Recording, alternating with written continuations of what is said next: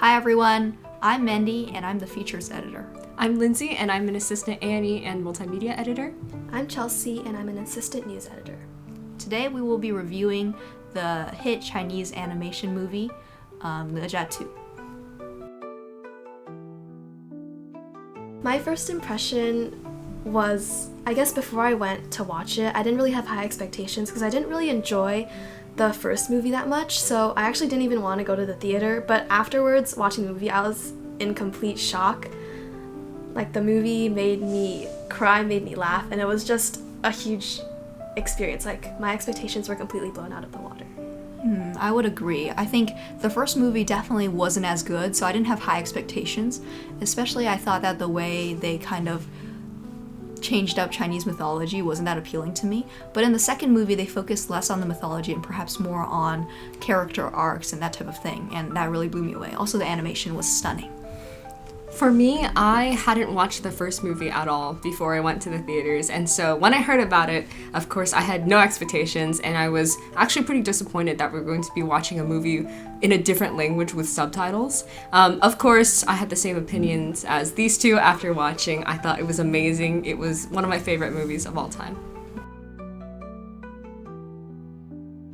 I would say my favorite part of the movie was the kind of subtle insulting of the Chinese government. I know not everyone interprets it that way.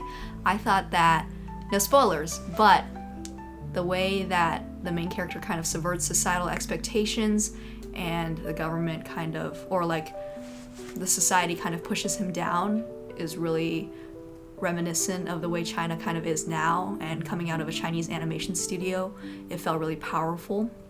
I was actually surprised the film didn't get censored because of this, but I thought the way it kind of portrayed this issue, which is really relevant to Chinese people right now, was really powerful, and that was my favorite part. So one point that I actually kind of disagree with, sorry Mendy, is that the movie, even though the movie can be interpreted as a pushback against the Chinese government, I actually think there are some pretty clear references to the American government, and that might be kind of the reason why the movie hasn't been censored in China. There are some points which I won't spoil too much, but essentially, for example, the evil, corrupt government organization is fully white as a reference to the White House, and at one point in the post-credits Easter eggs, there is a prison for political prisoners, essentially, with a giant $sign on it, as well as some other references. So I believe that it's actually it's still playing into Chinese propaganda by emphasizing that the Chinese, as in Ne Zha, Aobing, and the protagonists, are really the ones who will prevail, and the evil organization or corporation, which kind of symbolizes America or foreign powers, is the one that ends up being defeated and struggles in the end. Of course, the movie's up to interpretation, and I believe we can definitely interpret it however we'd like, and we can definitely root for these rebels who are fighting back against a corrupt government either way. First of all, the action scenes were amazing because they had like this type of thing where they would move the camera, right, because it's animation, as if it was a real physical fight scene. And so the camera would like move around and weave in between people as they fought, which felt way more dynamic and cool than just like watching it. Also, I liked how they really incorporated a lot of really Chinese stylistic elements. For example, in the first scene, I think it looks like calligraphy kind of paintbrush kind of style, and I thought that was amazing, and I hadn't seen anything like it before, so really groundbreaking. For me, I really love the animation. I know that's been a point that's been said many times already, but the fight scenes, the different details in the animations were truly amazing, and with the music, that was what really sealed the deal for me. I remember sitting in my seat and wanting to not move at all, and had my eyes fixed on the screen the entire time because the animation and the music went together so well, and it was really beautiful, and it was a great watching experience in theaters. I'd also like to second Lindsay on that. The animation was amazing, especially in the last fight scene. Just everything was so detailed and so dynamic. I really loved it. And also just there was some scenes where there's like so much raw emotion, and it really like touched my heart in ways that other movies hadn't before. Mm-hmm. Something else I thought was really good was kind of the use of humor in between kind of the really heavy stuff. I think if they wanted to, they could have made this movie a lot more deep, but really gritty, and it kind of already is. The raw emotion was really well done, but at the same time, in between, they have moments of hilarity that often felt very natural, usually very natural and really funny, and a lot of really nice physical comedy. So I think my family really appreciated that as we watched it together.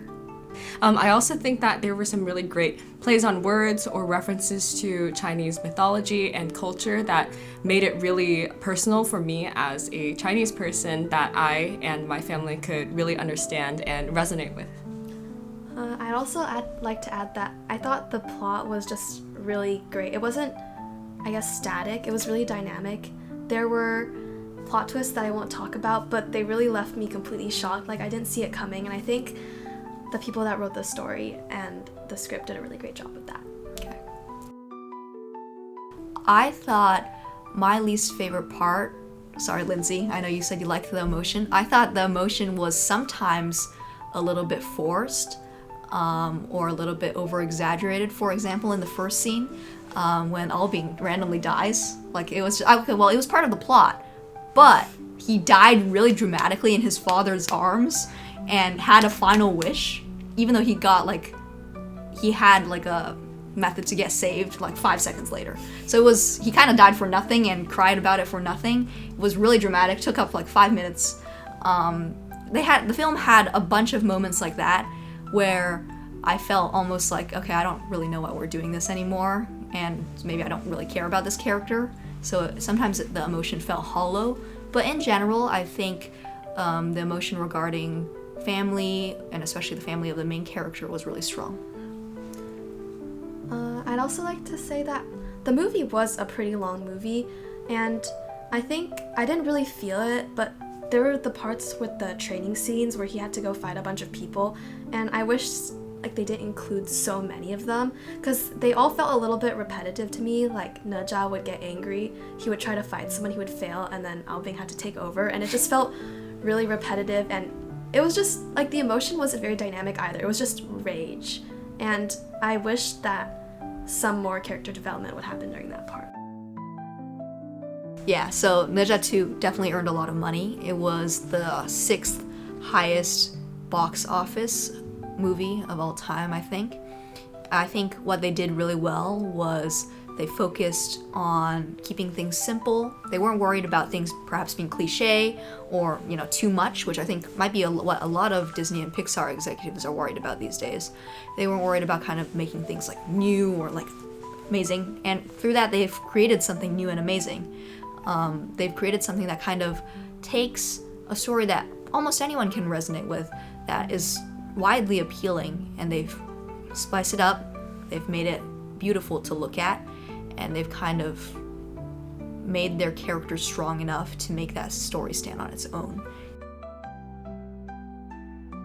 Watching this film, I definitely could tell it was a Chinese film. It felt really Chinese to me in a lot of ways. First of all, it was obviously in Chinese, and they had subtitles, which I actually really appreciated. I thought it probably made the barrier of entry for watching it a little higher, but I mean, it was very successful nonetheless. And also, I think making it in Chinese brought a lot of nuance to the language and to the accents that people had that it would have definitely lost if it was dubbed over in English. So I really appreciated that. In addition, I thought that the morals and values and ultimately the ending plot were all very Chinese. I thought that there was a definite focus on family and responsibility to family, and even to your friends or to other relationships, like this filial duty that I think is very Chinese, that Ne Zha really focuses on despite rebelling against the society. I also thought that the ending in which, this is a little bit of a spoiler, but people try to kind of fight off the corrupt government was something that really resonated with me as a Chinese person, because I think in an American movie, when you see people fighting a corrupt government, it doesn't mean as much. It's like, of course we will fight the corrupt government, democracy. But when people stand up together against a corrupt government and it's like a Chinese movie, then it hits different. It means something else.